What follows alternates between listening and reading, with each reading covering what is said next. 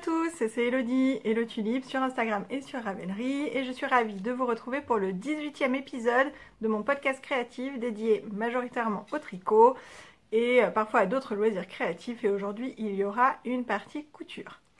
J'espère que vous allez bien. Donc là on est vendredi 19 juin, ici tout va bien, c'est le midi, là je profite de la pause parce qu'en fait ça fait une semaine que je voudrais tourner ce podcast et tous les voisins se sont sûrement mis d'accord entre eux, ils sont tous en travaux.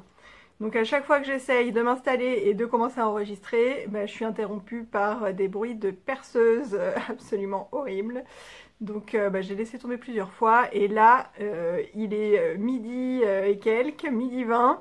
Je pense que jusqu'à 13 h il devrait pas y avoir de bruit. Donc on croise les doigts et sinon il faudra couper. C'est pas grave.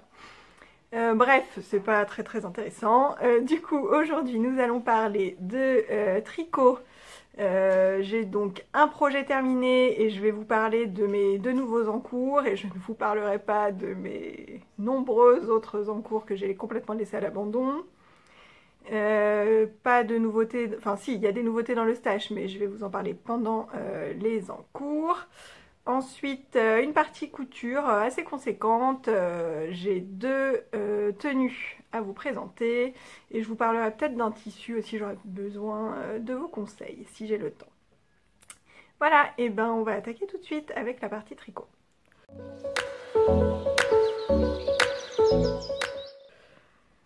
Donc en tricot, projet terminé, j'en ai un et c'est le châle Madeleine de Loli l'a fait. Donc ce très beau châle avec plein de sections différentes qui fait qu'on ne s'ennuie jamais et que j'ai légèrement modifié par rapport au patron. Je vais vous expliquer tout ça. D'abord les laines. Donc j'ai fait ce châle avec uniquement des restes ou des... Enfin voilà, oui, des restes qui n'étaient pas tous à moi. Donc d'abord, en première couleur, il y a cette Big Sock de Madeleine et Philibert, coloris Canterbury, que j'ai reçu dans le cadre des vœux laineux fin 2019. Donc c'est par ma copine Caro Simello. Et je n'avais jamais tricoté de Madeleine et Philibert et j'aime beaucoup en tout cas cette base là, Big Sock, là elle est ultra douce, c'est assez incroyable pour un mérino nylon somme toute classique. Je la trouve plus douce que beaucoup d'autres mérino nylon. Voilà, deuxième coloris, et donc la Madeleine et Philibert j'ai pas d'étiquette. Deuxième coloris, c'est ce petit bout. Donc c'est le coloris Sweet Love dans la base Merino Soie Cachemire de Heidi Heidi. Et c'est le reste de mon pull Pythagore. Le pull créé par Magdalena en collaboration avec Heidi Heidi. C'était une box en fait. Une box conçue plutôt pour les débutants, mais après accessible à n'importe qui. Et enfin, troisième coloris, il ne me reste plus que ce tout petit bout. C'est Maison Corlaine et c'est du mérino, 100% mérino superwash. Et le coloris c'est Éole. Voilà, c'était aussi un reste. Au niveau des quantités, alors j'ai tout ici, j'ai indiqué sur mon projet, sur ma page projet Ravelry, les quantités que j'ai utilisées. Et cette fois c'est vrai parce que la dernière fois, je vous avais parlé d'un gilet, le gilet Lady Mademoiselle Dent de Lion, je sais pas si elle a... Bon bref, le Dent de Lion de Longue avec Anna, celui où j'avais changé les boutons là récemment. Et en fait j'avais fait une encolure V et je m'étais servi de quelqu'un qui avait déjà fait cette modification et qui avait mis les infos sur sa page Ravelry. Et je pensais avoir mis sur ma page Ravelry le lien vers son projet, et en fait pas du tout. Donc je vous ai dit allez voir sur ma page Ravelry si vous voulez faire cette modif, et en fait il n'y a rien sur ma page Ravelry, donc mais bon, vous pouvez toujours me demander, j'ai des petites notes que j'ai gardées avec mon patron. Bref, là pour le châle j'ai bien noté les quantités utilisées sur ma page Ravelry. Donc la Madeleine et Philibert, j'avais 68 grammes, il me reste 20 grammes. La Heidi Heidi, j'avais 50 grammes, il m'en reste 5. Et la Maison Corlaine, j'avais 65 grammes, il m'en reste 2. Voilà. Alors, parlons du châle en lui-même. Donc déjà, moi j'ai modifié le patron parce que bon, je voulais pas acheter de nouveaux écheveaux, je voulais vraiment utiliser mes restes. Et en fait, j'avais ces 3 restes dans ma boîte de restes et j'ai trouvé qu'ils allaient très bien ensemble, qu'ils se mariaient bien. Bon, c'est clairement mes couleurs, hein, ça... voilà, voilà. Et j'avais pas les quantités réellement préconisées. Alors après, les quantités que les créatrices donnent dans leur patron, il y a toujours une petite marge. Donc on se dit, ça peut quand même passer. Mais je sais pas, il y avait un truc, je le sentais pas trop. Et j'avais notamment peur de manquer de ce coloris-là, là, le deuxième. Le Sweet Love. Donc ce que j'ai fait, alors le châle donc, se commence par le milieu ici. Là, on crée quelques petits rangs de points mousse sur une toute petite largeur et puis on relève et puis après on est parti, on fait des augmentations de chaque côté et des augmentations le long d'une petite maille torse centrale là. J'adore cette partie là. Et donc voilà, on fait des augmentations sur les côtés, augmentation au milieu de chaque côté, augmentation de l'autre côté. Et on travaille comme ça en aller-retour. Bref. Donc ça commence comme ça. Et après, on déroule des sections différentes. Une en jersey avec des noppes, une en point mousse, une en point de semis, encore du point mousse, une dentelle, point mousse, un peu de jacquard. Là, des rangs raccourcis avec quelques jetés pour allonger le châle sur les côtés et pas continuer à faire trop descendre la pointe. Rayures et pareil des rangs raccourcis mais cette fois-ci avec des noppes, toujours dans le même esprit d'allonger le triangle. Voilà. Je pourrais pas vous montrer le triangle en entier mais il est quand même suffisamment long.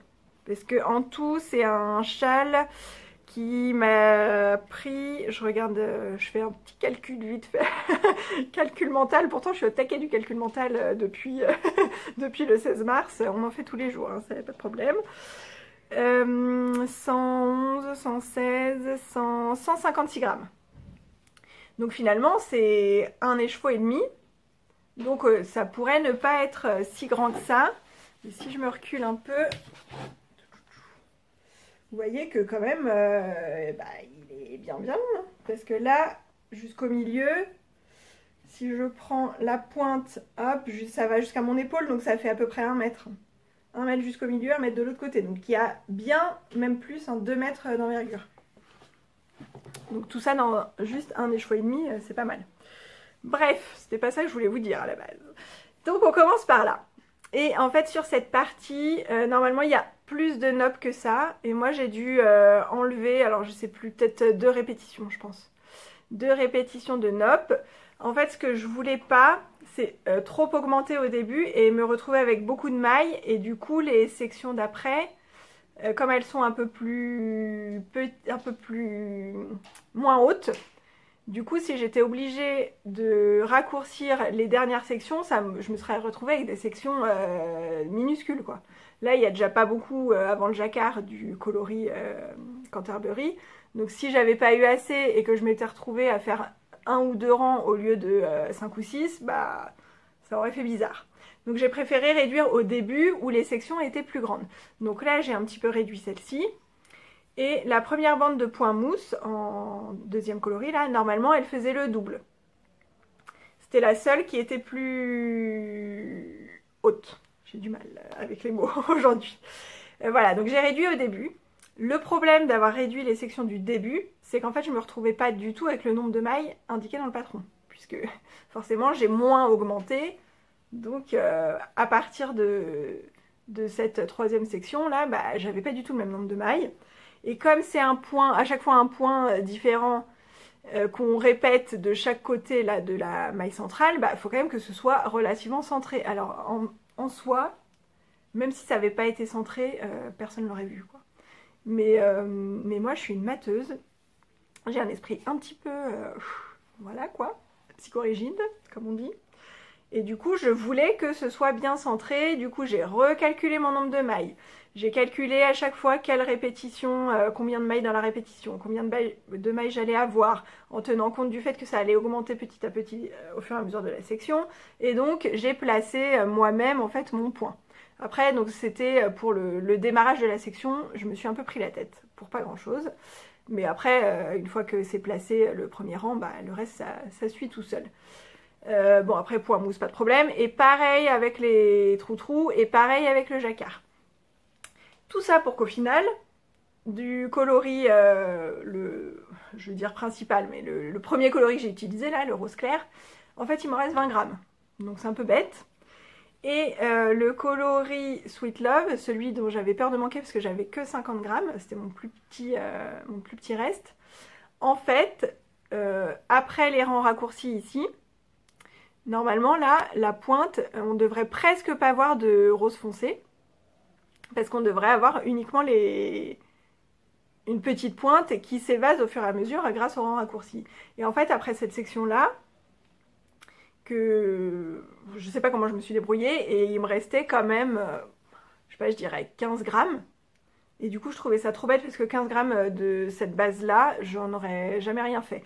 Les 20 grammes qui me restent là de Big Sock, je sais que je vais pouvoir m'en servir pour faire des talons, pointes et côtes pour des chaussettes. C'est de la mérino nylon.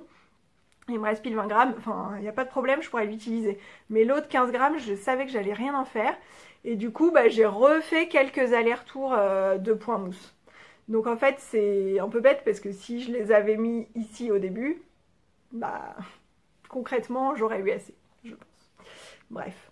Et dernière section, après, bah, j'ai rien modifié, enfin, j'ai plus rien modifié, mis à part que pareil, pour placer les noppes, il a fallu que je recalcule combien moi j'avais de mailles et où est-ce qu'il fallait que je les mette, etc. etc. Je me suis beaucoup pris la tête sur ce châle pour des choses un peu futiles parfois. Donc le jacquard, j'ai dû défaire mon premier rang de jacquard parce que finalement, j'avais pas bien centré. J'avais, au lieu d'avoir 3 mailles d'un côté et 4 mailles de l'autre, et tout le motif centré au milieu, je devais avoir 2 et 5 parce que j'avais mal calculé. Donc j'ai tout défait, j'ai refait. Dernière section, là en bleu, là où il y a les noppes, bah, j'avais pas bien lu. Enfin, pas bien lu, j'avais pas lu du tout, je pense. Ou alors lu en diagonale. Et du coup, j'avais fait mes noppes sur une base de point mousse. J'avais fait tout un côté de rang raccourci là et j'allais faire le deuxième et c'est en fait quand je suis partie par là et que j'ai fait mon retour et que j'ai vu que sur le retour c'était maille en vert et je me suis dit mais pourquoi maille en vert? On est en point mousse et en fait j'ai regardé le premier côté et je dis mais non, d'accord, j'ai fait du point mousse au lieu de faire du jersey, donc j'ai tout défait.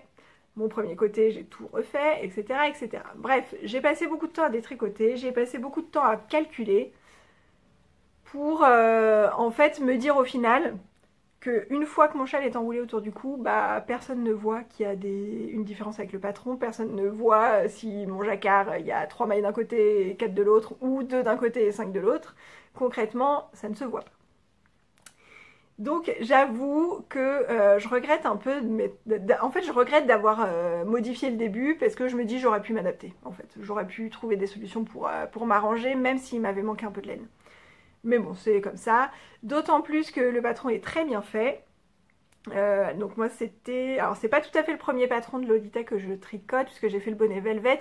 Après un patron de bonnet c'est pas très conséquent. Enfin voilà, en principe il y a 1 ou 2 pages, un diagramme s'il y a un point et puis voilà, c'est pas très conséquent. Là le patron de ce châle il prend de nombreuses pages. Les sections sont très bien écrites. Mais je vous avais dit, la première fois que je vous en ai parlé de ce châle, je vous l'avais dit, il y a même des petites cases, quand elle dit répéter ce rang-là tant de fois, il y a des cases et comme ça on peut cocher combien de fois on l'a répété. Enfin, ça c'est un détail qui est quand même super pratique, quoi. Plutôt que de recompter à chaque fois ou de mettre un bâton, bah là on sait, voilà, il y a 4 cases, on sait qu'une fois qu'on aura mis la croix dans la dernière case, bah c'est bon, quoi. On passe à la suite. Enfin voilà, super patron et puis normalement il est vraiment plaisant à tricoter puisque il suffit de suivre les explications, ça change hyper régulièrement, ne serait-ce que parfois on est en jersey donc on fait des allers-retours avec des mailles en vert au retour, parfois quand on en a marre de faire des mailles en vert, et ben hop on est en point mousse donc ça va assez vite, et puis après on fait un autre point, etc. etc. Donc ça va vraiment très vite, c'est hyper plaisant. Et puis le résultat, bah, moi personnellement, je l'adore. Je l'adore. Voilà. je vais le mettre autour de mon cou. Alors moi mes châles, je me prends pas du tout la tête. Je fais un tour, je laisse la pointe devant, je fais un nœud. Alors soit je fais un nœud comme ça, tac, ou soit je fais le nœud en dessous des fois, ça dépend. J'aime bien aussi parfois mettre la pointe un peu sur le côté pour pas avoir ce truc, cet effet bavoir, enfin voilà. Bref. Mais en tout cas, je me prends pas la tête à est-ce qu'on va voir cette section, machin. Non, bah hop, j'enroule. Le but d'un châle quand même, c'est de tenir chaud, hein. C'est pas non plus qu'on voit chaque détail, etc., etc. Mais je trouve qu'il est vraiment sympa, facile à porter. Et puis bah il a une ampleur qui moi me suffit largement parce que j'aime pas les grands châles. J'ai un châle à 3 écheveaux, c'est le châle Myristica de Marie-Amélie. C'était le Mystérical d'il y a, je sais plus, un peu plus d'un an maintenant. Et en fait, bah, je dois faire mais au moins 3 tours parce que sinon il a les longues, enfin cette partie-là, ça traîne par terre tellement il est grand. Et il est un peu grand pour moi, moi ça me gonfle un peu de faire 100 milliards de tours. Je sais même pas comment le prendre en fait quand je veux le mettre. Donc pour moi 2 écheveaux c'est très bien et là bah, il y a la quantité, 1 écheveau et demi à peu près, je sais pas, sans modification peut-être un peu plus quoi. Entre 1 écheveau et demi et 2 écheveaux. C'est la taille que moi j'aime beaucoup. Voilà, je vais peut-être arrêter avec ce châle. Donc ça, c'était mon seul projet terminé. Et au lieu de reprendre mes encours... Alors, il y en a quand même que j'ai un petit peu avancé. Hein. Alors, j'ai mon gilet curcuma, il est à l'abandon total. Je pense que je le reprendrai pour septembre, pour l'avoir à l'automne, en fait, en septembre. J'ai ma paire de chaussettes, j'y ai pas touché du tout. J'ai un peu de mal. Elle m'a tué le poignet. La laine, je l'aime pas trop. Enfin, j'aime bien le rendu, en fait, mais j'aime pas trop la tricoter. Je l'ai laissé de côté. Qu'est-ce que j'ai d'autre? Mon gilet Ariane, il est un peu avancé, il a une manche, mais du coup, si je vous le remonte, que je vous réexplique tout, et que la prochaine fois, peut-être quand il sera fini, je vous en reparle encore, ça fait un peu redondant. Et j'ai mon pull Colocadia qui a avancé, mais pas de façon spectaculaire non plus. Mais, ce qui s'est passé... c'est que j'ai encore monté des nouveaux projets parce que il y a eu des appels au test qui m'ont fait complètement craquer, mais en fait je les attendais, donc c'est pas un craquage irraisonné, je les attendais. Donc Magdalena est a commencé à créer quelques modèles depuis quelques temps et elle les décline, ces modèles, ils s'appellent tous Lady quelque chose. Ça a commencé par le Lady Agatha que j'avais testé. C'était un gilet que moi j'avais transformé en pull. Et donc Lady Agatha, ça commence par la lettre A. Après elle a fait le gilet Lady Brioche que je n'ai pas fait parce que j'ai déjà un gilet en brioche et que voilà, les gilets moi j'en porte moins que les pulls, etc. Bref, bon, c'est pas très important de savoir pourquoi je l'ai pas fait celui-là. Donc c'était le Lady B. Et elle avait montré le début de son Lady C qui est un châle. Je vais le prendre.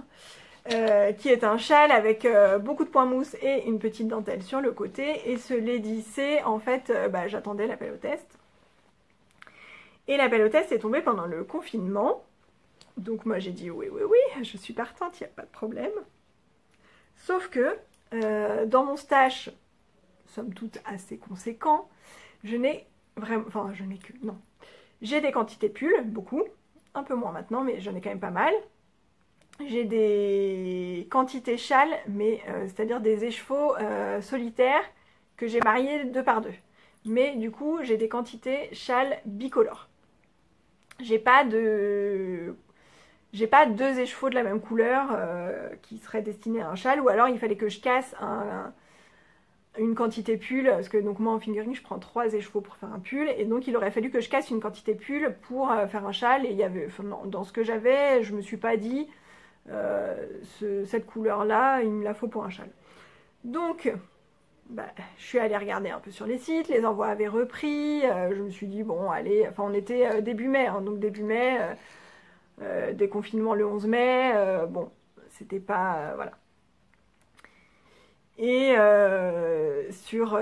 donc je suis allée voir sur plein de sites, j'arrivais pas à me décider, et je suis atterri sur le site, j'ai atterri sur le site de Laine Amourée. et je suis tombée sur le coloris du corail aux lèvres. Ouh là là, mon cake est affreux. Du corail aux lèvres avec de la stellina. Alors, qu'est-ce qu'on va voir? Ouais.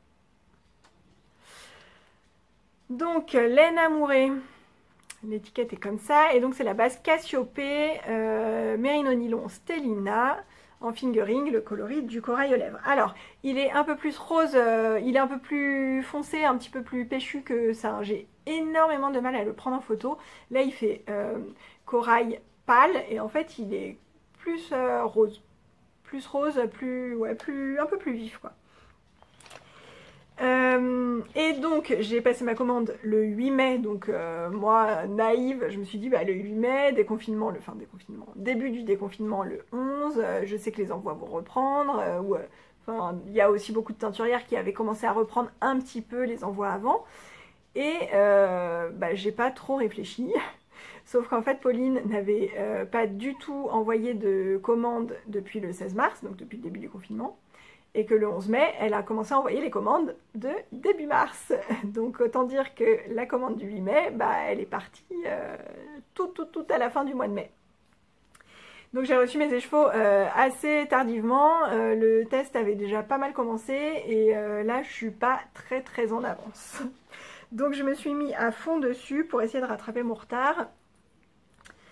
Et voilà où j'en suis. Ouais, là il fait vraiment...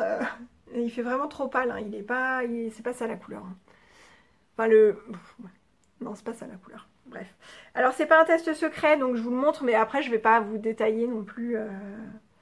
Donc, c'est un châle qui se commence comme ça par le petit bout de la pointe en bas, ici.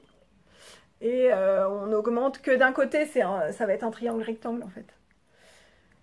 Voilà, on augmente d'un côté et de l'autre on fait un motif de dentelle qui est très joli. Voilà, que je vous montre comme ça un peu, mais bon, c'est pas bloqué, on voit pas grand chose. Donc bah, y a rien de compliqué, mis à part que la dentelle, c'est pas une dentelle qu'on retient, c'est une dentelle qui se fait sur, je sais plus, 20 rangs. Donc les 20 rangs, on les mémorise pas, hein, clairement. Donc en fait, j'ai tout le temps le nez sur le diagramme. Et après, bah, y a tout le reste en point mousse là qui se fait très bien et très vite. Mais bon, moi je suis pas une tricoteuse de châle. Clairement, je suis une tricoteuse de pull. Ni de châle, ni de gilet. J'aime bien, hein, mais c'est pas ce qui me tient le plus en haleine, quoi, on va dire. Et alors là, la dentelle, elle est, enfin, moi je la trouve super belle, mais en fait, finalement, j'aurais envie de tricoter plus de dentelle que ça. Et voilà, et du coup là j'essaye de carburer un peu pour le finir dans les temps.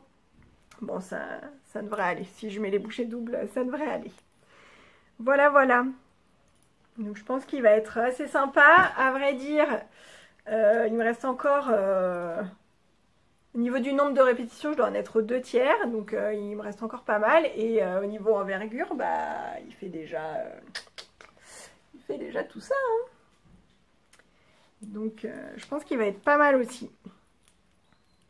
Voilà, et là je vais terminer mon premier écheveau, je suis sur la fin. Et alors, ouais, quand j'ai reçu mes écheveaux, j'ai été un petit peu...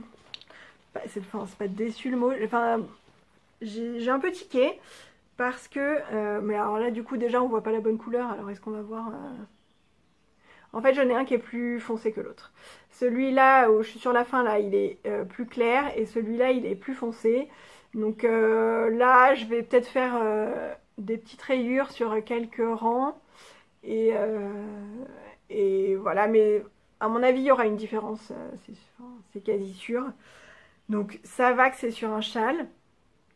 Et que du coup c'est comme le châle Madeleine, hein, le châle une fois enroulé autour du cou, on voit pas chaque détail en fait. C'est pas comme un pull où on a le devant comme ça, voilà, bien lisse entre guillemets, enfin, et du coup on voit tout de suite. Mais j'avoue que quand j'ai eu les écheveaux, enfin quand j'ai ouvert le collier et que j'ai vu les écheveaux, je me suis dit mais au secours. Si ça avait été 3 écheveaux et que enfin si ça avait été un pull, franchement je sais pas, j'aurais été vraiment embêtée quoi.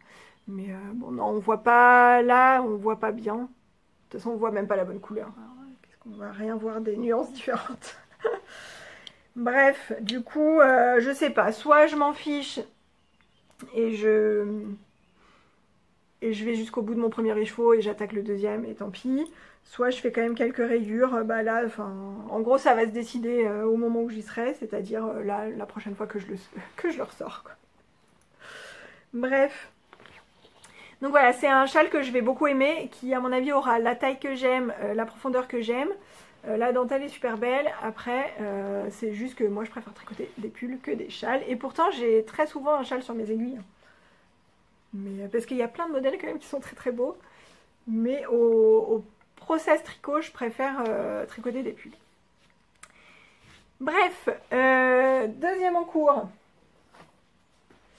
En attendant de recevoir mes écheveaux de laine amourée,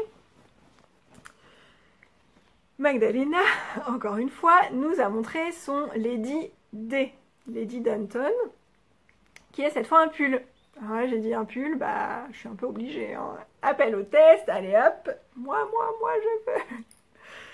C'est un pull avec une dentelle assez sophistiquée sur les manches, enfin, sophistiquée, une dentelle travaillée sur les manches, et un petit bout de dentelle aussi sur le devant. En fait, depuis qu'elle avait montré le démarrage de son projet, je savais que je voulais le faire. Et avant même qu'elle lance l'appel au test, j'avais commencé à regarder les laines. Pareil, j'ai des quantités pulls dans mon stash, en plus c'est de la fingering. Mais j'avais pas dans mon stash un coloris qui pour moi allait avec le projet. C'est toujours ça, on a toujours plein de trucs, mais on n'a jamais ce qu'il faut. Donc là, je crois bien que c'était après le 11 mai. Ouais, je pense que c'était après le 11 mai parce qu'il n'y avait plus de soucis, entre guillemets, de délai d'attente pour les envois. Donc c'était un petit peu après. Et donc j'ai commencé à aller regarder. J'ai atterri sur la boutique de The Woolly Skein. Alors que je vous montre ça. Et en fait, il y avait un coloris qui me faisait de l'œil depuis très longtemps. J'avais déjà repéré bien avant. C'est celui-ci. Donc c'est le coloris Cappuccino. Donc je l'ai pris dans sa base Fingers Crossed. C'est 100% Merino Superwash en fingering. 100 grammes, 400 mètres.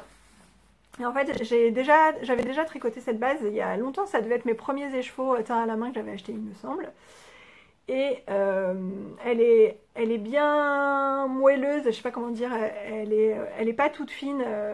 Par exemple, la laine, la Merino de laine amourée, elle est très fine. Et alors, moi j'aime bien, parce que j'aime bien les laines fines. Mais il y a beaucoup d'autres, par exemple celle de Arco Iris Yarn ou celle-ci, elles sont beaucoup plus moelleuses et gonflantes. Donc c'est un rendu différent. Là le pull, donc le Lady Danton, c'est un échantillon de 24 mailles.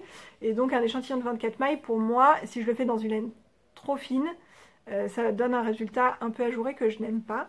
Et du coup je préfère prendre une fingering un peu plus gonflante pour remplir l'espace en fait. Parce que j'aime quand même bien quand c'est un peu dense le tissu. Bref, et donc ce coloris c'est un beige rosé. Alors là la couleur est pas trop mal, mais il est un peu plus rosé que ça quand même. Disons que c'est mieux que du corail aux lèvres. Et donc, si vous voulez voir, j'ai écheveau, cake et tricot. Voilà, si vous voulez voir la différence. Parce qu'en fait, je trouve qu'en écheveau, il tire, enfin, on voit plus le côté beige. Quand je l'ai mis en cake, j'ai un peu plus vu le côté rosé, mais là, ça se voit pas. Et quand on tricote, en fait, là, on voit bien les nuances différentes. Voilà, qu'est-ce que je disais? Et donc oui, c'est un... Alors là, la laine, je l'ai reçue hyper rapidement. Si je me souviens bien, j'ai commandé le samedi matin, le dimanche, donc visiblement elle travaille le dimanche. Le dimanche, j'ai reçu un mail comme quoi ma commande était prête et expédiée même, je crois. Et le lundi ou le mardi, non, ouais, le mardi, je pense, je l'ai reçu. Donc hallucinant quoi. Et donc voilà, bah, je vais pas pareil vous en parler dans les détails, je vous en parlerai quand il sortira. Donc celui-là je l'ai commencé du coup avant le châle, j'ai essayé de pas mal l'avancer pour prendre de l'avance, pour pas, après comme je savais que j'allais devoir rattraper mon retard sur le châle, bah, ne pas être trop dans le speed. Et donc j'ai fait tout le début, là, les côtes de l'encolure, la dentelle du devant, dentelle des manches, le dos lui il est en jersey, les augmentations raglan et j'ai séparé. Et là je suis en train d'alterner la fin de mon premier écheveau avec le deuxième. Là j'ai pas de différence de bain entre mes... Enfin de bain. Voilà, il me reste ça et je commence à alterner. J'en garde toujours un petit peu pour après quand je vais reprendre mes manches. Pour pouvoir pareil alterner avec le reste. J'ai pas vu à l'œil nu de différence de nuance entre mes 3 écheveaux. Donc bon, on verra ce que ça donne. Mais je préfère quand même toujours alterner juste au changement d'écheveau. Voilà, donc ça ce sont mes encours sur lesquels je travaille en ce moment. Là ça fait quelques jours que je ne fais que le châle pour essayer de rattraper un peu mon retard, mais il me tarde de reprendre celui-là parce que déjà la laine je l'adore. Et puis le projet aussi, un pull. En plus là je suis arrivée au corps où on est en rond, en jersey. Donc voilà, c'est assez reposant, on va dire. Et donc celui-ci là, le Lady Danton, c'est la première fois que je fais un pull entièrement en continental, puisque je vous avais parlé de mes petits soucis de poignet gauche et du fait que quand j'ai mon fil à droite je fais ça et après je fais un geste comme ça avec mon doigt pour pousser mes mailles ou je ne sais quoi. Et du coup à force ça me fait mal et en continental du coup mon doigt ne bouge pas et c'est mon aiguille qui bouge et du coup ça me repose le poignet et jusque là j'arrivais entre guillemets assez bien à faire les mailles en droit, mais j'avais beaucoup de mal avec les mailles en vert et encore plus de mal à alterner endroit en vert et du coup là sur celui-ci je suis partie directement uniquement en continental en me disant même si au début je prends un tout petit peu plus de temps il faut que je m'habitue et là même la dentelle sur les manches, la dentelle du devant, j'ai tout fait entièrement en continental et mon poignet va assez bien. Là j'ai un petit peu mal en ce moment à cause des petites noppes qu'il y a sur le châle. Mais c'est léger, c'est juste que du coup ça m'alerte un peu et que je me dis qu'il faut que je fasse attention. Voilà, donc la partie tricot est terminée et on va passer à la partie couture.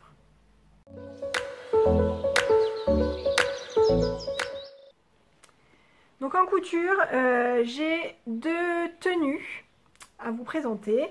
La première, c'est la tenue qui va avec cette jupe Justine de Ready to Sew que je vous avais déjà montré, alors là il y a quelques épisodes, je me souviens plus exactement, mais c'était avant le confinement et enfin je l'avais cousue avant le confinement et j'avais pas les boutons et du coup là je suis allée braver la file d'attente de la mercerie pas très loin de chez moi et j'ai trouvé des petits boutons assez sympas, un peu effet feuillage qui se font très très bien dans le décor on va dire.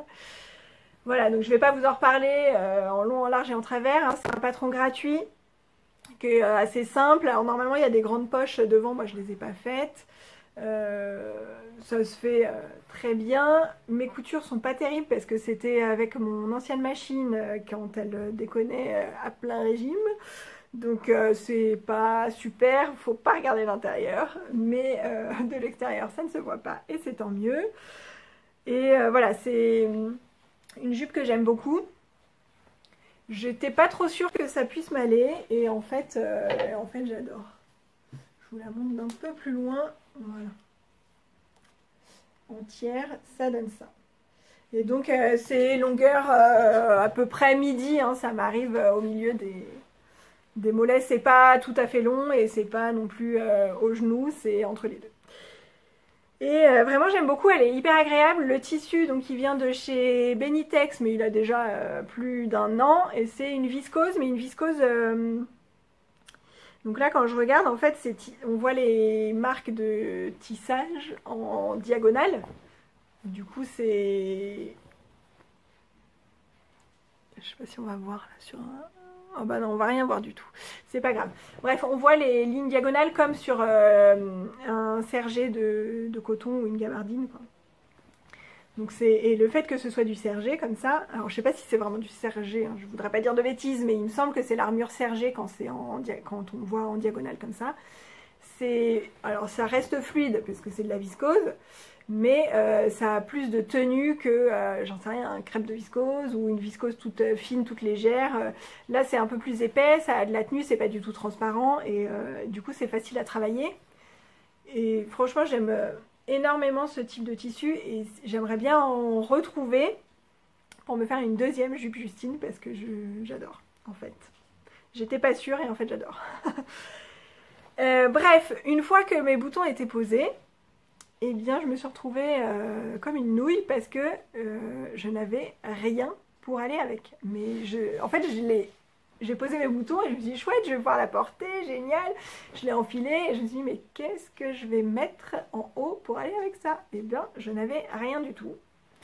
Donc ma lubie du moment, je me suis refait un t-shirt Wanted de Vanessa Pouzet avec l'encolure arrondie du plantain.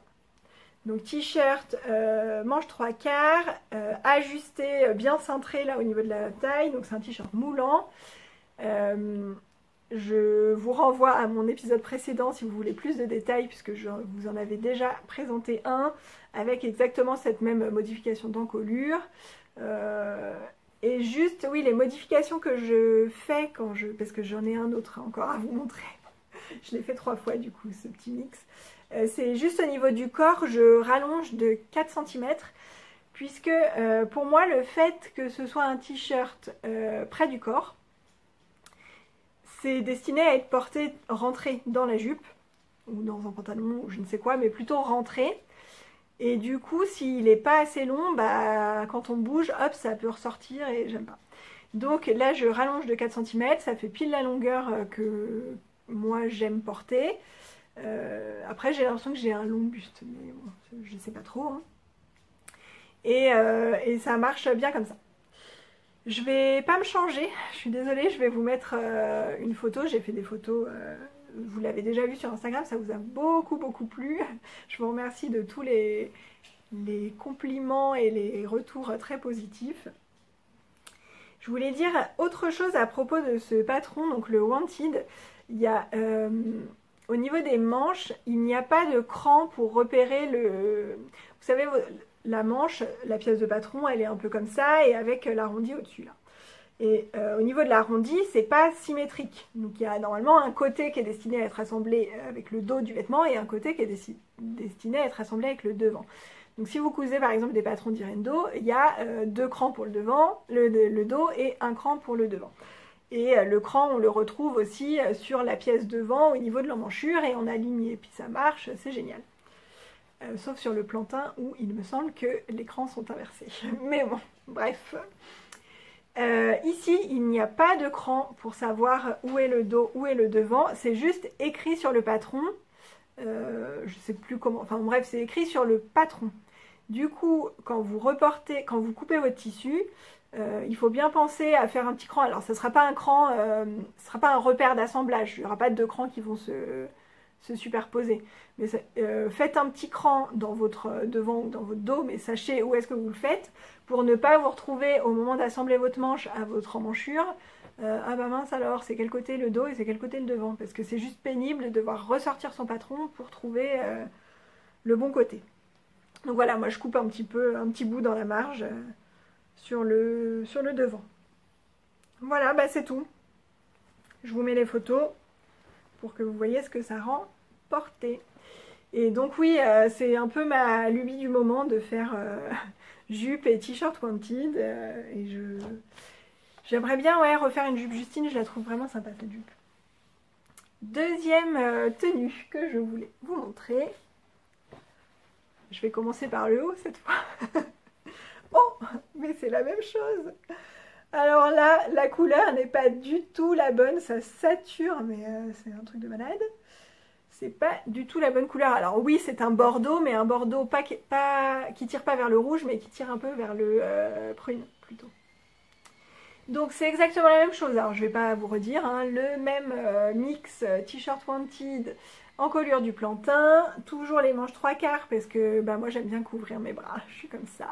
C'est comme je vous disais l'été dernier, j'avais cousu quelques jupes il me semble, et je vous disais que j'étais pas très à l'aise en jupe, alors non pas que j'aime pas, enfin, non pas que je ne m'aime pas ou que je sois complexée ou quoi que ce soit, je l'ai été, ado c'était une catastrophe, je le suis beaucoup moins.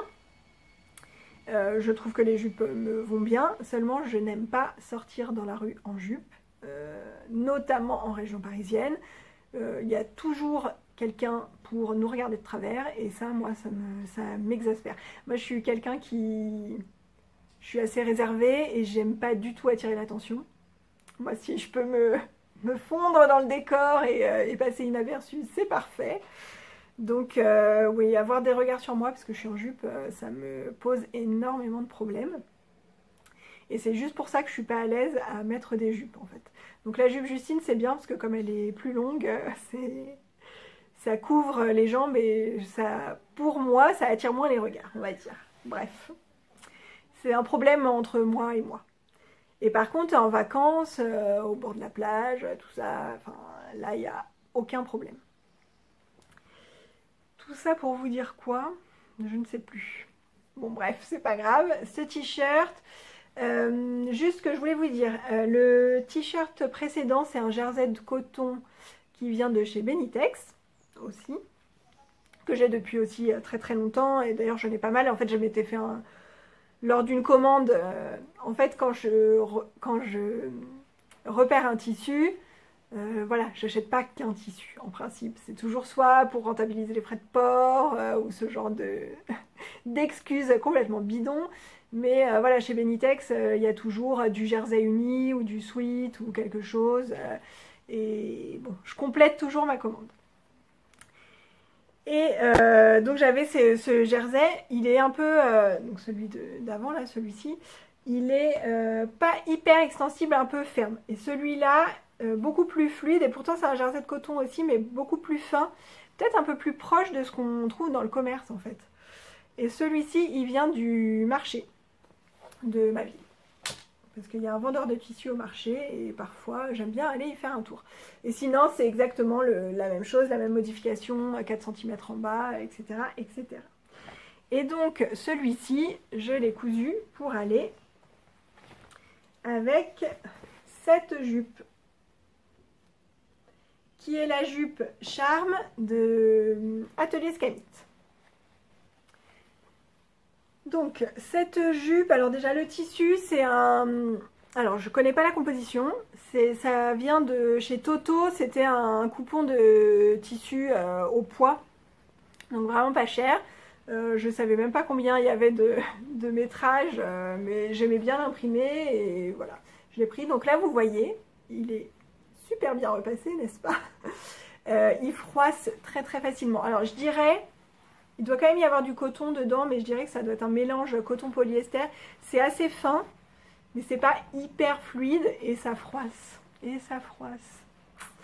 Donc là c'est un petit peu, c'est un peu pénible parce que, à vrai dire, je l'avais repassé lundi, parce que je voulais, comme je vous disais, depuis lundi j'essaie de tourner mon podcast. Je l'avais repassé, c'était nickel, et en fait quand j'ai vu que ça serait pas possible, je l'ai plié et je l'ai mis dans mes cases. C'est là où je laisse mes projets en attente de soit de photos, soit de podcast, et c'est ressorti tout froissé. Bon bref, c'était pas ça le sujet. La jupe Charme, donc c'est une jupe qui arrive là, donc au-dessus du genou, et avec un volant comme ça devant, asymétrique, donc plus court d'un côté et un peu plus long de l'autre côté. Qu'est-ce que je voulais vous dire sur cette jupe? Donc déjà, il faut faire attention quand vous coupez votre tissu, parce que, alors moi on m'a toujours appris, entre guillemets, ou j'ai toujours lu dans les patrons, qu'on coupait avec le tissu posé, enfin l'envers du tissu face à nous. Donc là j'avais mis mon tissu avec l'envers face à moi, et en fait le volant, il se coupe pas au pli, il se coupe en pièces pleines, donc en une fois. donc parce qu'il n'est pas symétrique. Et du coup je l'ai coupé avec le tissu envers face à moi et visiblement il était dans le mauvais sens puisque je me retrouve avec la fermeture côté droit alors que dans tout son livre d'explication la fermeture est côté gauche. Mais par contre bien sur le côté le plus haut du volant. Bref. C'est pas très très grave, voilà, j'ai juste échangé le côté de la fermeture et puis ça n'a pas posé trop de soucis, mais ça m'a quand même interpellée, donc faites attention à ça. Que je me souviens plus, franchement je me souviens plus de comment... Ah oui, si. Qu'est-ce que je voulais dire dessus? Alors voilà, c'est du atelier Scamit, donc elle préconise de faire des coutures anglaises. Ce que j'ai fait. Donc c'est très très bien, couture anglaise c'est très propre à l'intérieur, sauf que d'un côté on a une couture anglaise et de l'autre côté on a la fermeture. Donc comme on a la fermeture, on n'a pas du tout la même chose de l'autre côté. Donc à ce moment-là je me suis dit mais en fait pourquoi s'être embêté à faire des coutures anglaises alors que de toute façon de l'autre côté ça va pas être propre de la même... Enfin c'est propre parce que c'est bien fait. Mais ça va pas être fait de la même façon. Moi, voilà, psychorigide, j'aime bien quand tout est fait pareil. Bref. Donc, bon, je vous dirais juste que les coutures anglaises, c'est pas forcément indispensable de les faire. Après, moi, j'ai voulu suivre à la lettre, parce que j'ai pas fait beaucoup de patrons d'atelier Scamit. À vrai dire, j'en ai fait qu'un seul. C'était une blouse, la blouse Stockholm. Je pense que c'était sa toute première blouse, il me semble. Et du coup, je savais pas... Enfin voilà, quand on n'a pas fait beaucoup de patrons d'une marque, moi j'aime bien suivre à la lettre ce qu'elle me dit. En plus ça faisait longtemps que j'avais pas fait un patron un peu plus travaillé qu'un t-shirt en jersey. Donc bon, j'ai voulu m'appliquer. Et en fait j'ai trouvé ces façons de faire un petit peu longues. En fait il faut beaucoup pré-plier, donc ce qu'elle appelle pré-casser, former le repli au fer, pour finalement après devoir le déplier pour assembler quelque chose. Enfin bon. Pour moi, c'est un peu too much, mais ce n'est que mon point de vue. Après, les finitions sont très jolies, hein, j'ai pas de problème avec ça, tout est très bien. Mais j'ai trouvé le processus un petit peu pénible. Et quoi d'autre? Non, sinon c'est tout s'est bien passé. Et donc là, au niveau du volant, on a une ouverture comme ça, pour pouvoir, parce que la fermeture, elle est assemblée que avec la partie... d'en dessous, avec la jupe du dessous. Et du coup pareil, ça je l'avais pas vu sur le modèle au début et bon j'ai trouvé ça un peu étrange. Je me pose une... Enfin voilà, bref. Ça se voit pas au porté mais je suis pas convaincue du truc quoi. Enfin voilà, je suis très très contente de ma petite jupe, elle est super jolie, donc avec la petite ceinture en pointe là c'est super beau. Mes fronces sont pas très bien faites, mais après je pense que ça vient aussi du tissu. En fait c'est pas un tissu très fluide, c'est pas une viscose. Je pense qu'avec un tissu fluide ça rend un petit peu plus joli. Et j'ai fait des photos que j'ai pas encore postées sur Instagram, mais je vais pouvoir vous en mettre une ici parce que là j'ai pas le temps de me changer. Alors je suis désolée, je pense que c'était très brouillon ce que j'ai dit sur cette jupe et peut-être ça peut donner l'impression que mon retour est négatif, mais pas du tout parce que cette jupe je l'adore, je me sens très très bien dedans. Je trouve qu'elle est, enfin, je sais pas, elle est originale avec son volant comme ça et je l'ai déjà portée plusieurs fois, moi qui porte pas beaucoup de jupes, et je pense que je vais beaucoup la porter cet été. Voilà, donc pour la partie couture c'est terminé. J'ai plus de batterie donc je voulais vous montrer un tissu en fait et je pense que je vais pas avoir le temps donc c'est pas grave, ce sera pour la prochaine fois.